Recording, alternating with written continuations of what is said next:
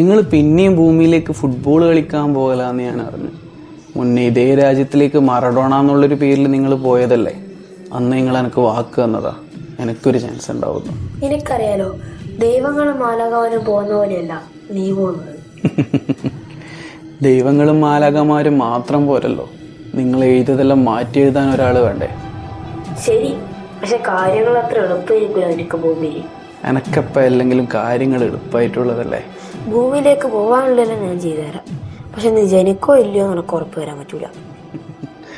ജനിപ്പിക്കാണ്ട് നിൽക്കാൻ നിങ്ങൾ പരമാവധി നോക്ക്. അഥവാ ജനിച്ചിട്ടുണ്ടെങ്കിൽ ഞാൻ കുറച്ച് കഴിഞ്ഞിട്ട് ഇങ്ങോട്ടേക്ക് തന്നെ വരും. നിങ്ങൾക്ക് എന്നോട് പറയാൻ പറ്റാത്തതെല്ലാം തിരിച്ചങ്ങോട്ട് പറഞ്ഞുതരാം. നിങ്ങൾക്കൊന്ന് കുറച്ചു നാളായിട്ട് ഒരു ടെൻഷൻ പോലെ. ഇന്ന് ആ കുട്ടി ജനിക്കും. ഓ, അന്ന് പറഞ്ഞായ ചെകുത്താന്റെ. പക്ഷെ ആ കുട്ടി ജനിക്കാണ്ടിരിക്കായ ആ സ്ത്രീ കുറെ കാര്യങ്ങൾ ചെയ്തില്ലേ? കുറെ കാര്യങ്ങൾ ചെയ്യിച്ച നമ്മള് ജനിച്ച്. ഫെബ്രുവരി 5 ഭൂമിയിൽ ചെകുത്താൻ ജനിച്ച ദിവസം. ഇനിയുണ്ടല്ലോ അതിനുള്ള കുറെ പരീക്ഷണങ്ങൾ. നോക്കാം. വീട്ടിലെ ദാരിദ്ര്യം, അച്ഛന്റെ മദ്യപാനം, ഹാർട്ട് ഡിസീസ് അല്ലേ? ഓനിനിയാണ്ട് എന്ത് ചെയ്ത് അന്വേഷിക്കണ്ട, ഓൻ തന്നെ വന്നെടുത്ത് പറഞ്ഞോളൂ. എന്തായി, കളി നിർത്തിയോ ചെകുത്താൻ? അങ്ങനെ അങ്ങ് നിർത്താൻ പറ്റൂലല്ലോ, കുറച്ചും കൂടി നേടിയെടുക്കാൻ ബാക്കിയുണ്ട്. എത്ര ഗോൾ അടിച്ചിവേ? 441. മോശമില്ല, പക്ഷെ 500 അടിക്കുന്ന ഞാൻ വിചാരിച്ചേട്ടാ. അല്ലല്ല, നിക്ക് ഇത് 30 വയസ്സാവുന്നതിന് മുന്നേയുള്ള കണക്കാ. ഓ, 30 വയസ്സിന് ശേഷം പിന്നെ 100 കൂടി അടിച്ചിട്ടുണ്ടാവും അല്ലേ?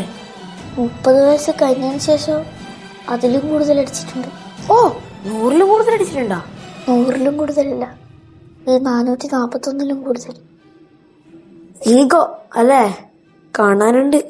Wolfsburg, Atletico, Spain. കംബാക്ക് കുറെ ഉണ്ടല്ലോ.